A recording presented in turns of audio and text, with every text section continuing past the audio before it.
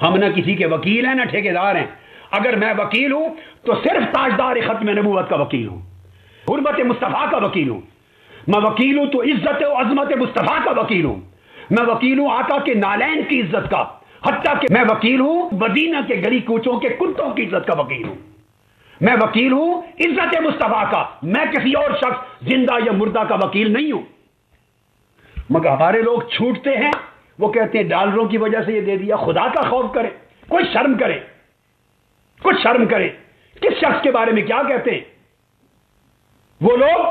بعض لوگ جنہوں نے ساری زندگی مردوں پر پیسے نہیں چھوڑے، جنازوں پر پیسے کھاتے، قرخانیوں پر پیسے کھاتے ہیں، قرآن خوانی پر پیسے کھاتے ہیں. آپ کو شرم نہیں آتی اس شخص پر الزام لگاتے ہوئے کہ ڈالروں کے پاس کہہ دیا جس نے پیدائش کے دن سے آج کے دن تک روئے زمین کے کسی شخص سے $1 نہیں لیا ہے؟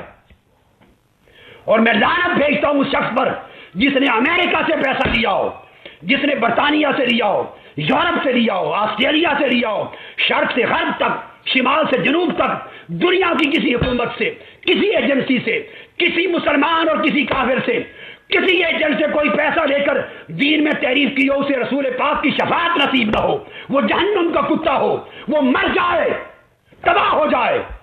حضور اس کو نکال دے امت سے. جس شخص نے اپنی کتابوں پر کبھی پیسہ نہیں لیا، اپنی تقریروں پر زندگی پر پیسہ نہیں لیا، اپنی تصانیف کے کروڑوں روپے کی انکم سے $1 کبھی نہیں لیا، شرق کا غرب جس نے کبھی پیسہ نہیں لیا.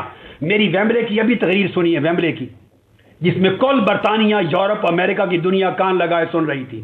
ویمبلے ارینا 24 ستمبر کی تقریر سنی ہے انگلش. اس تقریر میں میں نے کہا ہے کہ کروڑوں کے ساتھ یہ کانفرنس ہو رہی ہے، کوئی یہ نہ سمجھے کسی نے پیسہ دیا ہوگا. میں نے کہا میں لعنت بھیجتا ہوں پیسے لینے والوں پر. کسی سے نہیں لیتا، میں کسی کا محتاج نہ ہوں. میرے پاس گنبد خضرا کے پیسے بہت ہیں، تاجدار کائنات کا خزانہ بہت ہے، رسول پاک کے نالین کی خیرات بہت ہے. مجھے کسی کا پیسہ نہیں چاہیے، نہ لیا ہے نہ مرتے دم تک لیں گے. آپ لوگوں کو دین فروش سمجھتے ہیں؟ اپنے اوپر قیاس کر کے کچھ خدا کا خوف کرنا چاہیے.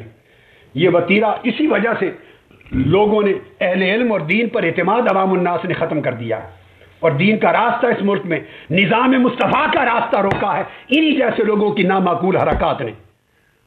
لوگ سمجھتے ہیں کہ یہ نامعقول لوگ ہیں، اتنی لمبی لمبی ان کی زبانیں ہیں، جھوٹ بولتے ہیں، جھوٹے تانے دیتے ہیں، جھوٹے الزام لگاتے ہیں، گالیاں دیتے ہیں، حیا نہیں کرتے، تحقیق نہیں ہے، علم نہیں ہے، عدل نہیں ہے، ان میں نالج نہیں.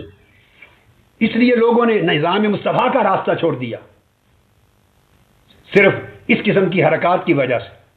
ہمیں چاہیے کہ ہم اپنے طور طریقوں میں اصلاح کریں.